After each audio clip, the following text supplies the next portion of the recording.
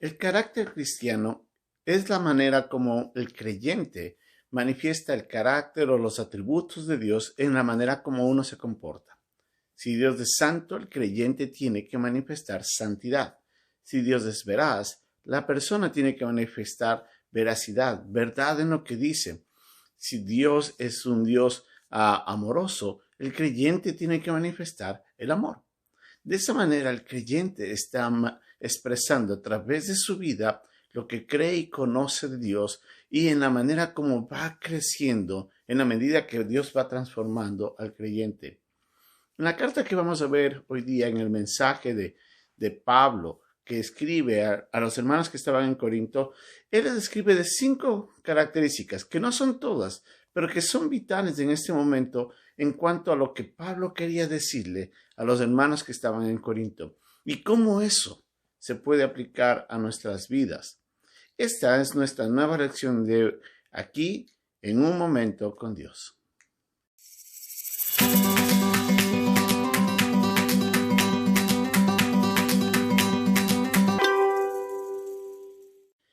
El apóstol Pablo estaba terminando su carta.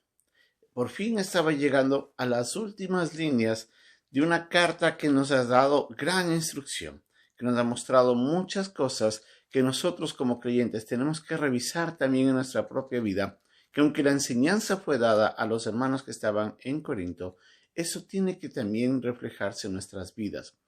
Y Él nos ha dado muy buenas enseñanzas. Pero ya está por terminar su carta. Y en las últimas líneas, Pablo no deja nuevamente de exhortar a los hermanos a considerar ciertas características.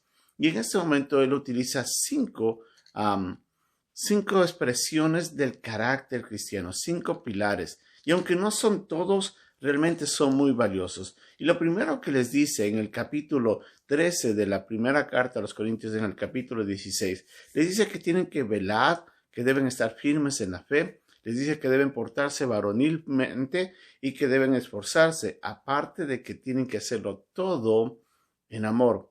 ¿Qué es lo que Pablo estaba diciendo en estos 2 versículos? En primer lugar, el creyente tiene que mantener atento su mirada a los enemigos. Recordemos que vivimos en un mundo caído, en donde Satanás constantemente va a estar atrás nuestro, tratando de destruir lo que Dios está haciendo en nosotros y en la iglesia. Y es por eso de que Él les dice que estén velando, que estén atentos a que nada les destruya lo que Dios ya está haciendo.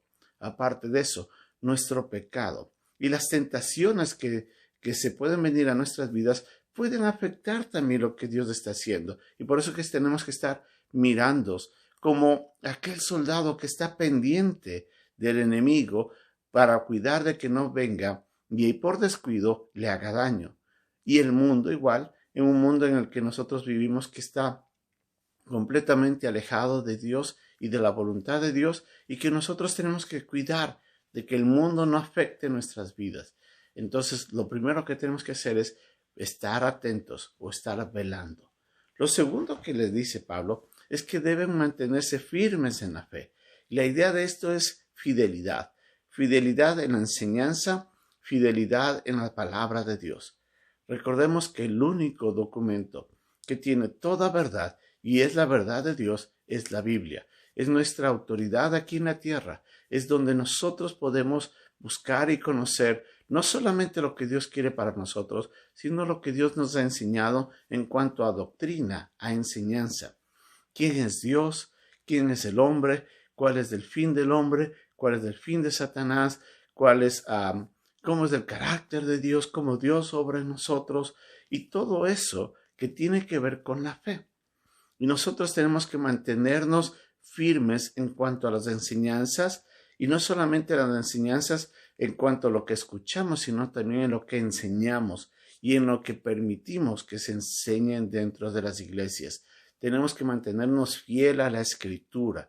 Si una persona o una iglesia se aparta de ello, pues obviamente va a enseñar un error que puede confundir y apartar a las personas de la verdad, de quién es Dios y de lo que Dios espera del hombre.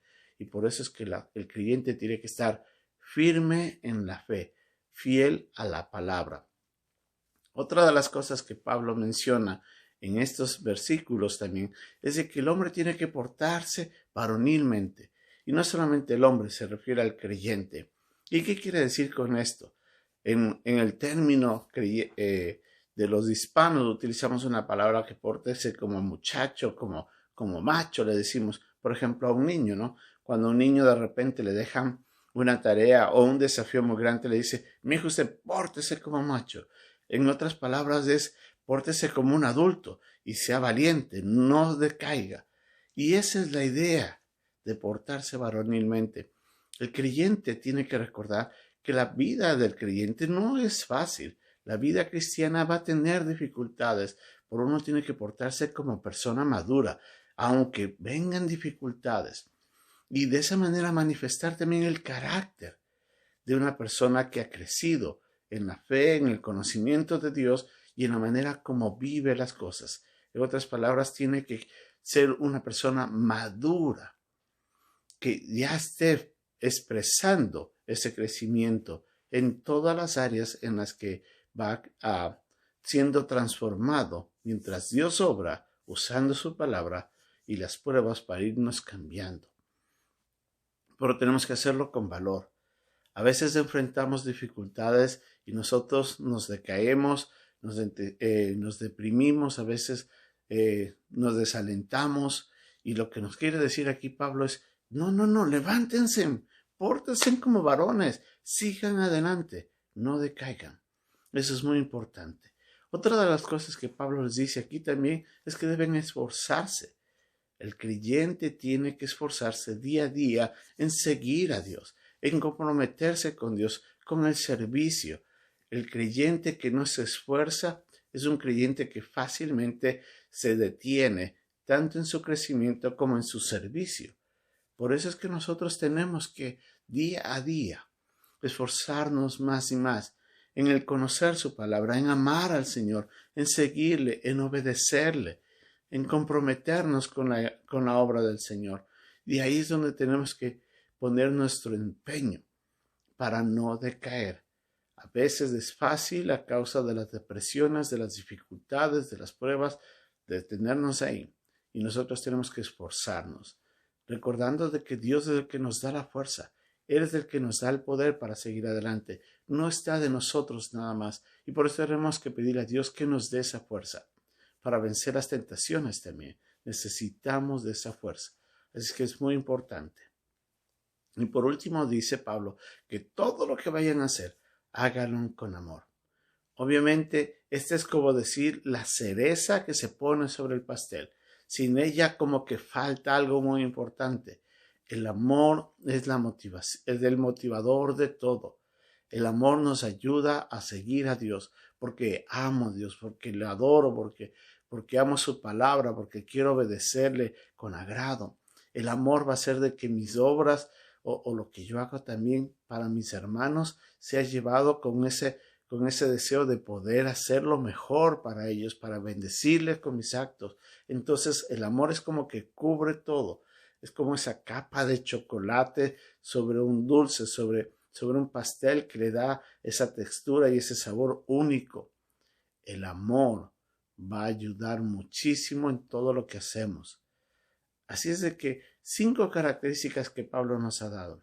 Estar atentos, que nos mantengamos firmes en la palabra del Señor, que actuemos con valor y como personas maduras, que nos esforcemos cada día a seguir y que todo lo que hagamos, lo hagamos con amor.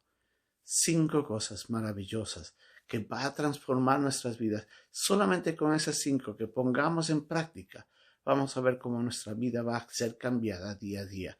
Así es que si Pablo les decía a los hermanos en Corinto lo que tenían que hacer, yo creo que eso se aplica a nosotros perfectamente. Y espero que el Señor nos ayude en esto. Así es de que pídele a Dios que estas 5 características se vayan manifestando más y más en su propia vida. Y usted haga de estas 5 características metas para que en este año y el resto de su vida usted no se mantenga estancado en su crecimiento, sino que cada día vaya manifestando más el carácter de Cristo. Que Dios nos bendiga.